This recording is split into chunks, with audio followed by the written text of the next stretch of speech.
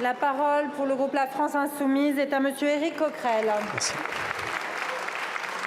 Monsieur le ministre, nous nous sommes rendus ce dimanche à Rafah avec plusieurs parlementaires. Nous avons été porter un message de paix, le cessez-le-feu permanent et immédiat, assorti de la libération des otages. Nous y avons rencontré les 6 médecins humanitaires français sortis de Gaza ce lundi. Je vais me donner ma voix à l'un d'eux, Raphaël Pitti. Il parle de rues et de trottoirs sans 1 mètre carré de libre parce que 2 millions de personnes qui ont fui le nord de Gaza bombardé, puis le sud de Gaza bombardé à son tour, sont désormais massés sans aucun abri dans un espace prévu pour en accueillir 200 000. Il décrit leur hôpital, le seul à peu près intact, comme un chaos sanitaire. 1/3 des patients sont des victimes des bombardements et des snipers israéliens. Il le certifie, il n'a vu parmi eux que des civils. Ceux qui arrivent là sont une minorité, capable de se traîner jusqu'à là. Les autres meurent dans la rue. Le reste sont des pathologies, infections, qui, faute de médicaments, deviennent mortelles. Raphaël Pitti a été maintes fois en Syrie et en Ukraine, a été médecin militaire. Il n'a jamais vu pareil désastre. Il dit aussi, il y a pire que tuer un homme, c'est lui enlever sa dignité.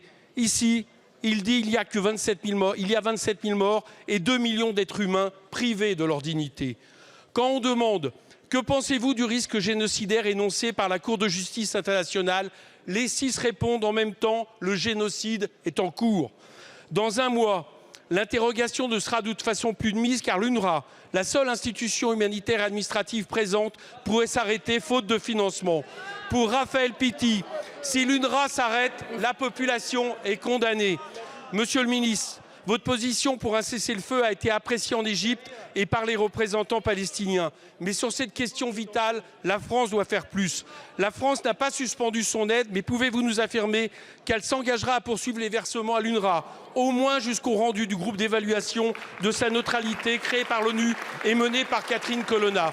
Que compte-t-elle faire pour que les pays qui ont interrompu leur versement, les États-Unis mais aussi les autres pays européens, reviennent sur cette décision?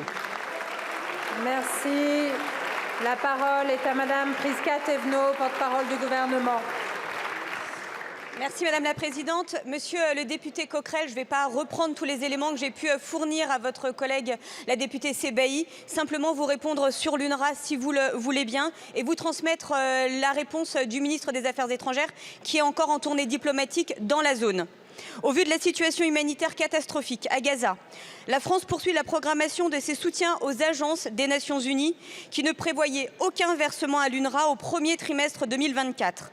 Nous attendons les conclusions du rapport dont la rédaction a été confiée à Catherine Colonna par le secrétaire général des Nations Unies. Je vous remercie, Madame la Ministre.